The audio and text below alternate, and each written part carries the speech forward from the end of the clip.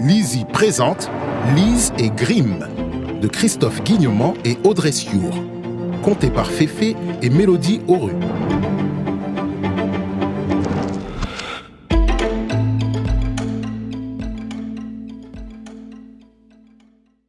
La petite danseuse de la rue Cendrillon. Grimm!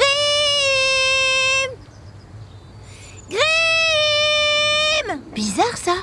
Il est jamais en retard pour le goûter d'habitude. J'ai une idée. Ses friandises préférées. ça va le faire venir. Dirlidou, dirlidou. Dirlidou. Voilà Grimm le chat gourmand. Me voilà. On goûte ? T'es tout mouillé, c'est quoi ça? Je crois que c'est de la bave. Oh, berk, c'est dégueu. Tu peux pas rentrer dans ma chambre comme ça. Attends, je vais t'essuyer. Ah oui, effectivement, c'est un peu dégueu. Bah, t'en as partout. C'est à cause de Patou, le chien des voisins. À chaque fois qu'il me voit, il ne peut pas s'empêcher de me faire des léchouilles. Une marque d'affection, je suppose. Ça y est, t'es tout sec. Tu peux aller sur ton coussin maintenant. Et avoir un dirlidou. Pas tout de suite, les friandises. D'abord, j'ai un truc horrible à te raconter. Rien de grave, j'espère. Si, je t'explique. Ce week-end, on part en classe verte avec la maîtresse. On dormira sous des tentes, ça va être trop bien. Mais si t'as pas de sac de couchage, tu peux pas partir. Et tu sais quoi? Tu n'as pas de sac de couchage. Non, pas moi. Mon copain Kofi. Ses sœurs lui ont caché le sien pour l'empêcher de venir. Il s'est fait disputer par ses parents qui croyaient qu'il l'avait perdu. S'il retrouve pas son sac, il sera privé de classe verte. Tu sais pourquoi ses sœurs ont fait ça? Elles sont jalouses de lui. Parce qu'elles, tu vois, elles partent pas en classe verte. T'as vu comme elles sont méchantes? En plus, Kofi, il rêvait de venir. C'était super important pour lui, tu vois. Et que comptes-tu faire? On peut rien faire, on n'habite pas avec lui. Je suis pas une magicienne, Grimm, sinon, bim, je les aurais direct transformées en citrouilles, ces sœurs. On ne peut rien faire. Mais laisse-moi te conter cette histoire. Je suis sûr qu'elle t'aidera à répondre à cette question. Attention, et 1, et 2, et 3. Moustache dressée, queue bien rangée. Oreille pointue va raconter. C'est l'histoire de Joy, une jeune fille que sa belle-mère et ses 2 demi-sœurs détestaient.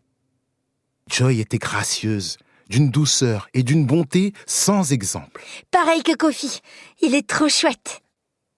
Les parents de Joy s'étaient séparés quand elle n'était qu'un bébé. Son père s'était remarié avec une femme, la plus désagréable de toutes. Elle avait 2 filles d'un premier mariage qui lui ressemblaient beaucoup. Elles étaient égoïstes, mesquines et très mal élevées. Joy vivait la moitié du temps chez sa mère et l'autre moitié chez son père, dans un bel immeuble, rue Cendrillon, où elle n'avait même pas de chambre à elle.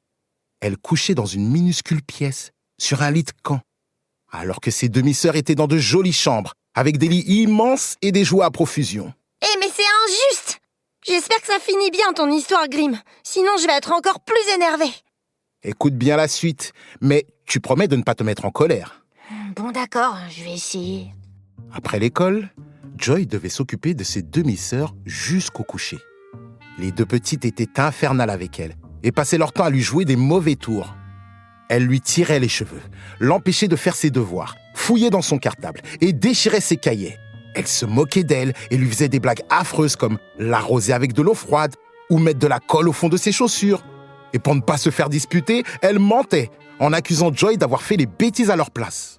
La grande sœur de Kofi, elle lui a mis de l'eau dans son lit pour faire croire qu'il faisait encore pipi au lit. Et quand il a dit à son père que c'était pas vrai, il l'a pas cru. Eh oui. Joy souffrait en silence. Elle n'osait se plaindre à son père qui l'aurait grondée, car selon lui, sa femme et ses demi-sœurs avaient toujours raison. Il n'y avait qu'une chose qui lui donnait le sourire, qu'une seule. La danse classique. Joy rêvait de devenir danseuse étoile. Malgré la fatigue et les mauvais coups de ses sœurs, elle oubliait... Nous espérons que vous avez apprécié cet aperçu. Pour continuer à écouter ce livre audio sur Google Play Livres, utilisez le lien dans la description de la vidéo.